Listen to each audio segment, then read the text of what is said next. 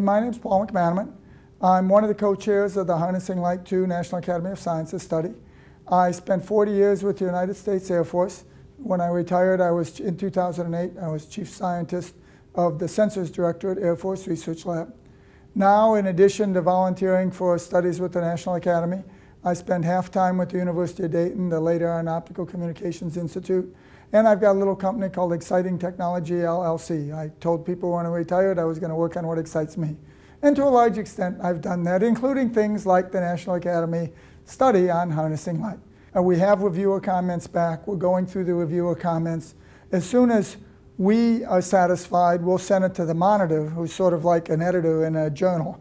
And then if the monitor approves it, it goes to the editors. The editors have to do all the spelling and English things, and then the report can come out. The original harnessing light study was a great study.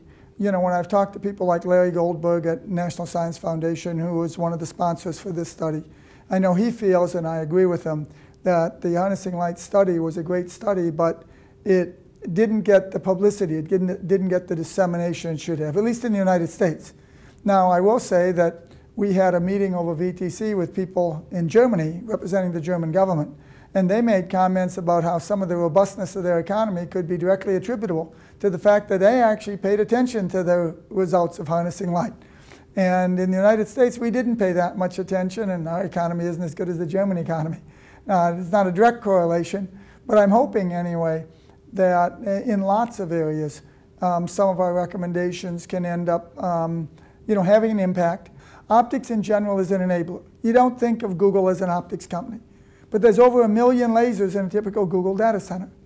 It runs on optics. All the fibers are sending optical light back and forth in order to do the communications. There's all this fiber going back and forth in the data center. So, the whole internet is running on optics and photonics. That's just one example. Now, again, something that came up, the internet's going to hit a wall between 2013 and 2014. We aren't doing the research we need to in order to overcome that wall. We used to have things like Bell Labs. Bell Labs were going along, they were doing great work, they were inventing all sorts of things. They were funded by a monopoly that could afford to spend money on long-term efforts. Google, Facebook, and Apple all have tons of money. They're all sitting on piles of cash. But none of them are really funding long-term research. None of them are really trying to overcome the challenge. They'll all say the internet's going to hit a wall. And they'll all say, no, we're not doing the funding. You know, our event horizon is only out a couple years. We're not doing the long-term research to create the totally new things you need in order to break through that wall. Hopefully we'll have some ideas in terms of how we might do that. Now, I will say it came up in the open session, the possibility that maybe there could be a consortium among some of those companies.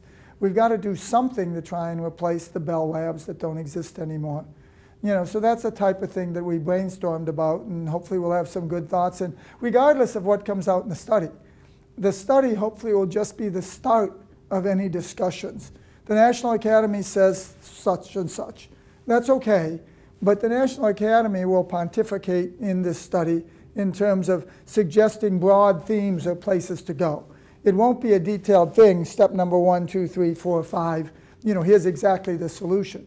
There'll still be work to be done, after the National Academy comes out, by various organizations, government or industry or whatever, in order to take any of the themes we recommend and turn them into actionable things, with the details, with the 1, 2, 3, 4, here's exactly what you do. The charter of the study really isn't a detailed plan. The charter of the study more is broad themes, and here's the revolutionary areas that should be investigated, not the results of the investigation that should come out after you've investigated it.